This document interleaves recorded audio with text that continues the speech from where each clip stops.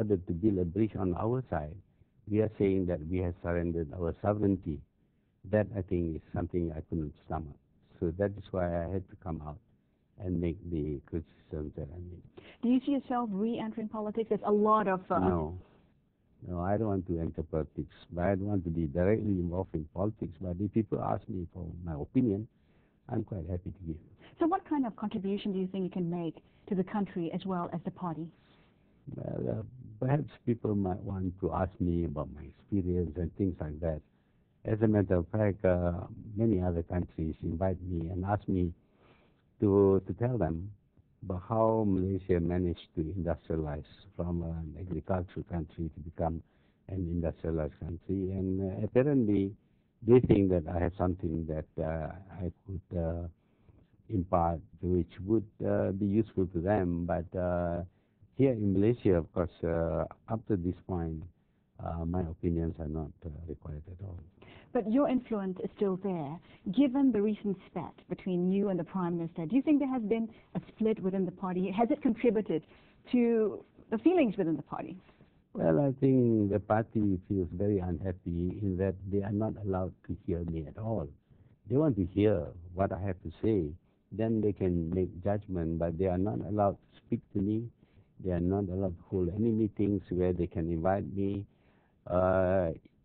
Whenever I go anywhere, efforts are made to ensure that UMNO leaders have an engagement elsewhere. Earlier we talked about the economy, and when we talk about the economy, we have to talk about the affirmative action, the policy which hopes to rectify the inequality within the country between the Malays and the Chinese. PM Abdullah has said that he wants to extend that policy till 2020. Do you see that as a necessary move? Well, I think even if you feel that you should do away with this policy, it has to be done with slowly, because you have to see the effects first. Otherwise, all the work that we have done would be undone. See, we don't want to go back to the pre-1969 situation when the Malays had only 2% of the economy versus a huge percentage held by the non-Malays. That would be explosive, and I don't think that would be good for anybody. Anwar Ibrahim came out to say that the policy has been raped and absconded, in his own words. And opposition leader Lim Kit Siang says that, it's the cause of disunity within the country. No. What are your own thoughts? No. This because they like to see only one aspect. The few Malays who appear to have become very rich because of the policy, who had been given opportunities and had succeeded. Others were given opportunities, but they failed, so nobody noticed them. But the NEP is about giving wealth to the whole country. We have given more scholarships for the Malays, so that today, where before only 2% of the Malays were qualified physicians or doctors, today 40% of the total number of doctors are Malays. So that is part of the new economic policy. As to the distribution of wealth, the National Equity Corporation was able to set up unit trusts, and this unit trust is subscribed by the biggest number of subscribers in any unit trust. We have more than 8 million subscribers out of a total population of only about 13 million. 8 million were subscribers to the National Equity Corporation, and some $50 billion worth of shares are distributed to these people. So to say that only a few benefited is just not willing to acknowledge the truth. More Malays have benefited from the NEP than anything else. Dr. Mahathir, it's no secret that you didn't get along with Mr. Lee Kuan Yew when both of you were in power. How do you feel about his son taking over? Well, I tried to get along with Lee Kuan Yew in the early years as Prime Minister, but I didn't get anything out of him. But his son seems to be overawed by his parents, so his father. So he's not going to be able to accomplish anything until, of course, Lee Kuan Yew gets out of the scene, and then we will be able to assess what his son is like. Let me change gear a little bit and turn to Proton. Proton is your baby. You started it in 1983. Everything is my baby in this country in Excuse 22 me, years. sir. But you started it to perhaps give a push in the manufacturing sector. It has since been overtaken by, Korea's Hyundai, Kia's. What went wrong with Proton? Well, when they started importing cars which are underdeclared, which competes with Proton, Proton cannot survive. It's very simple. If you go to Korea, you don't see any foreign cars.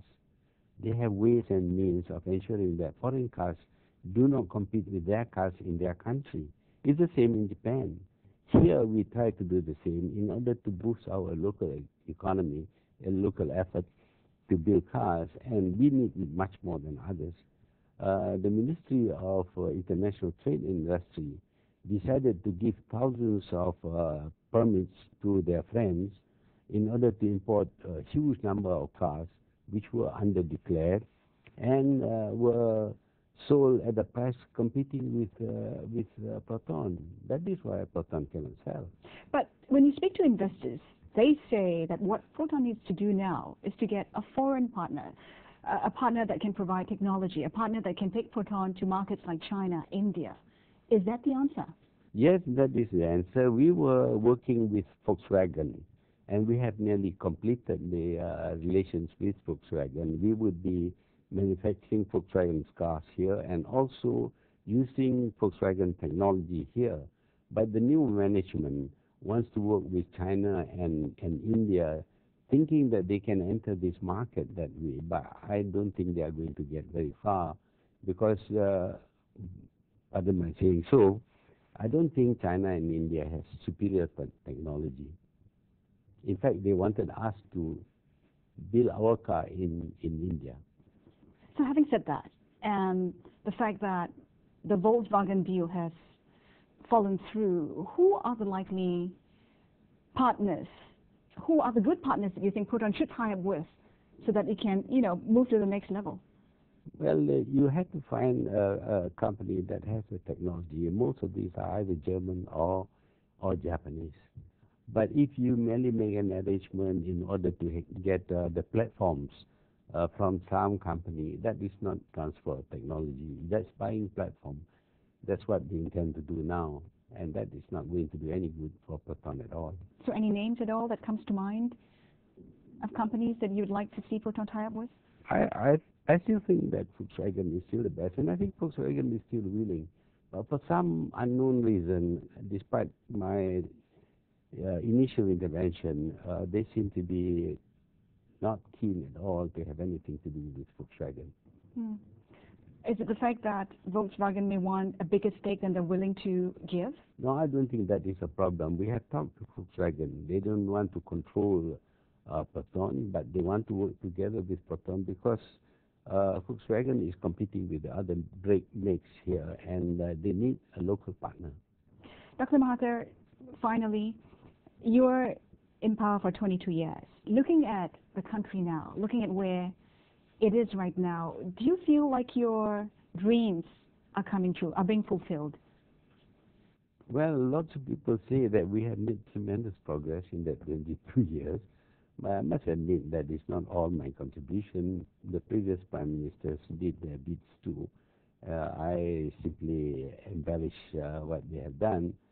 But I think we need to ensure that the pace continues so that by the year 2020 we will become a developed country. Are you optimistic that your 2020 vision will be materialized the way you envision it to be? Right now, I'm not. All right. Dr. Mahathir Mohamad, thank you so much for joining us on Bloomberg Voices. This has been Bloomberg Voices. Thank you for your company.